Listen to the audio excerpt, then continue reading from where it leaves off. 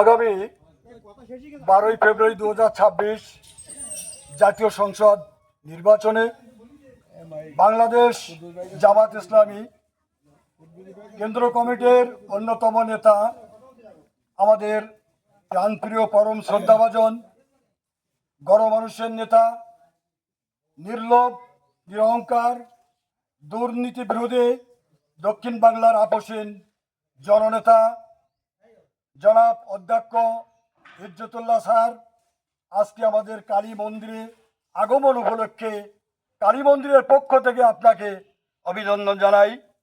অভিনন্দন জানানোর সঙ্গে সঙ্গে আমি একটা কথা বলতে চাই যে আপনারা জানেন ইতিপূর্বে আমরা একটি দলের সমর্থনে সারা জীবন ধরে আমরা ভোট দিয়ে যাই, ভোট দিয়ে তাদের পাশ করাই।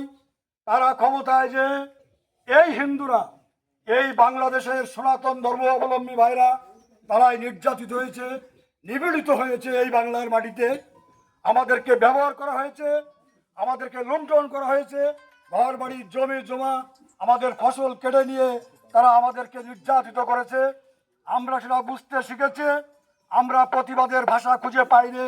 এইবার 2025 সালের এই বিদায় লগ্নে এবং 2026 সালের শুরুতেই আমরা বুঝতে শিখেছি, সারা বাংলাদেশের মানুষ আজ বুঝে দেবে যে এই বাংলার বাড়িতে ওই হিন্দুরা, সনাতনীরা আর ওই দলের পকেটস্থ নয়।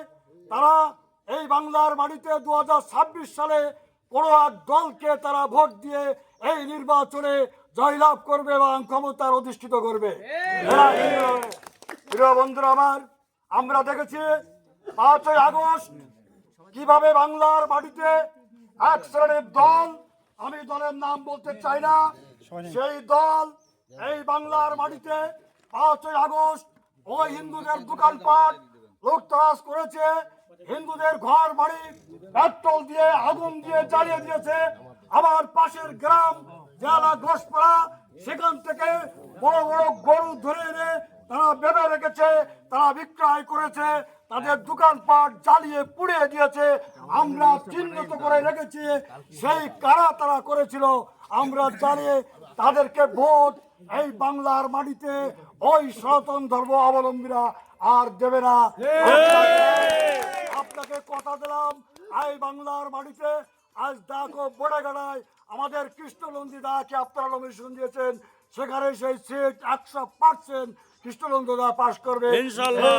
তারা কোনো ছিড়ে আপনি পাশ করবেন, আর সমস্ত হিন্দু ধর্ম অবলম্বী সতী ভাইরা আপনার দাঁড়ি পর্যায়ে ভোট দিয়ে আপনাকে ওই মসনাদে নিয়ে যাবে। এই আশাবাদ ব্যক্ত করে সবাই বক্তব্য শেষ করলাম। চমৎকার কথা বলেছেন।